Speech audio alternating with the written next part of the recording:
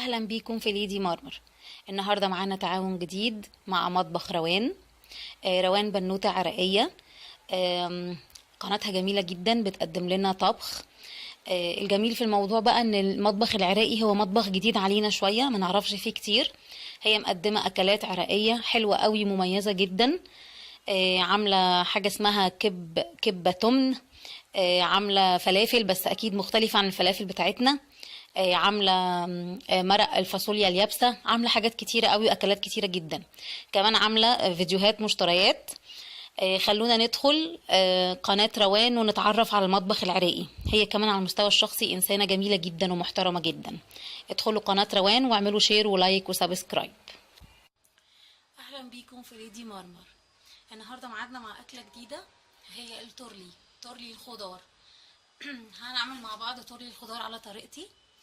الحقيقه انا عندي هنا ميكس خضار، مجموعه كويسه جدا. انا هنا مقطعه بسله، جزر، فلفل الوان رومي، اصفر واحمر واخضر تقريبا مكعبات، وعندي كوسه، وعندي بطاطس، وعندي طماطم برضو مكعبات كبيره، وعندي بصل مكعبات كبيره، ملح وفلفل اسود ومرقه.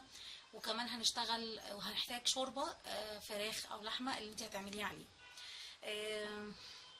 تعالوا مع بعض نشوف هنعمل ايه على البوتاجاز.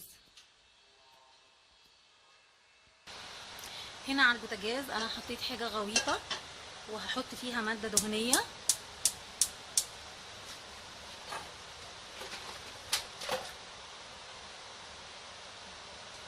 هسيبها بس تسخن شويه وبعدين اضيف ماده دهنيه.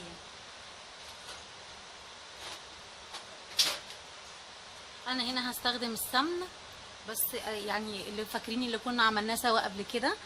بصوا انا بستخدم كميه صغيره قوي على الطبخ كلها.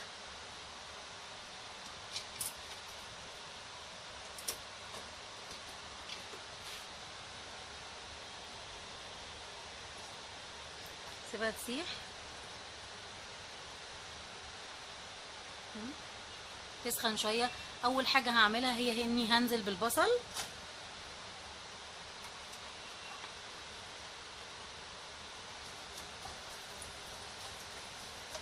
هشوح البصل وارجع له.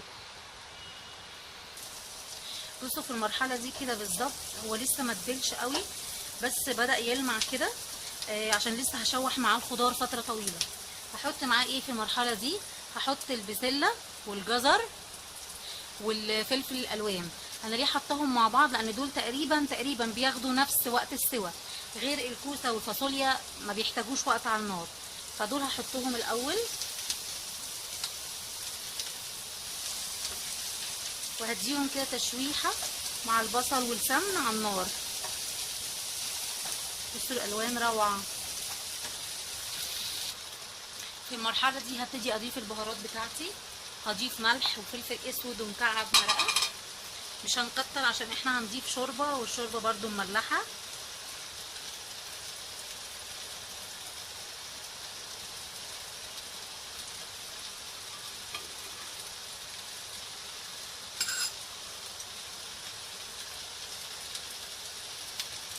هضيف كمان توم باودر وبصل باودر.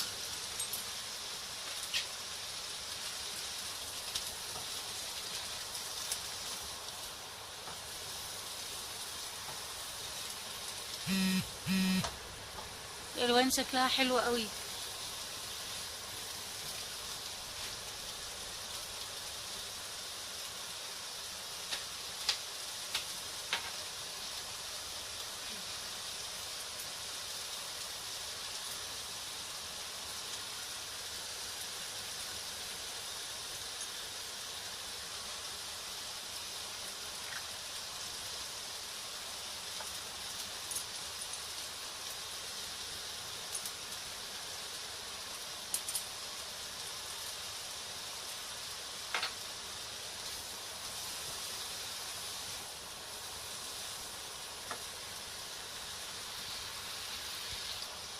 دلوقتي بقى هنضيف الكوسه والبطاطس.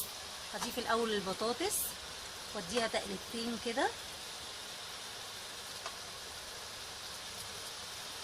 لان الكوسه ما بتستحملش النار. الكوسه خضار فيه نسبه ميه عاليه، فما بيستحملش النار. شايفين؟ نديها تقليبه وبعدين نضيف الكوسه. شايفين كميه الخضار اللي ممكن تقدموها لاولادكم؟ رائعه جدا. وكل ما كانت الخضار تشكيله الالوان عاليه كده، كل ما كان الاكل بيقدم اكتر من معدن واكتر من فيتامين. الاكل يبقى مفيد جدا للولاد. بقدم معاها رز مفلفل، بس لسه طبعا مش دلوقتي. الكوسه عندي ما بتتاكلش خالص، فانا بنتهز الفرصه ان انا عامله تورلي وبحط فيه كوسه علشان ما يبانش. ما بيحبوش عندي الكوسه خالص. نضيف الكوسه.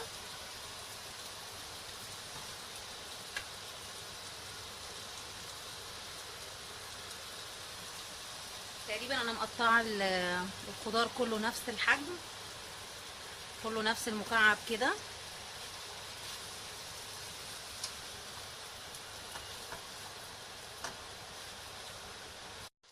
في المرحله دي خلاص كده الخضار نزل ميه، الكوسه كانت نزلت ميه وشربتها تاني اهو. في المرحله دي انا هضيف الطماطم. الطماطم انا مش عايزاها تتعصر، بس تاخد تقليبه مع الخضار وهطفي عليه على طول.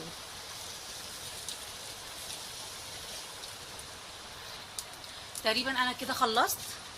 هنا كده خلاص. هحطه بقى في البايركس ده، في الصينيه دي. ممكن تحطيه في طاجن. انا دايما بحطه في طاجن، بس المره دي هحطه هنا كده. بصوا بصوا الكميه قد ايه، عامل كميه كبيره. وانا عايزه اقول لكم ان انا جايبه هنا بعمل الرز، شوح الشعريه. عايزه اقول لكم ان انا اصلا جايبه ربع من كل حاجه، ربع كوسه، ربع جزر، ربع بسله. ده شكل الصينيه بتاعتنا بعد ما خرجت من الفرن. شايفين الدخانه؟ مش قادره اقول لكم قد ايه رائعه جدا، قد ايه طعمه وريحتها حلوه، والخضار اللي فيها كله استوى. وهنا كده انا مقدمه معاها طبق رز. مش عارفه ايه اللي حصل، الدخانه بتاعت الخضار طلعت على الكاميرا. هنا شايفين انا كده مقدمه معاها طبق رز. جربوها وبألف هنا. استنوني في فيديو جديد، انا كمان هستناكم.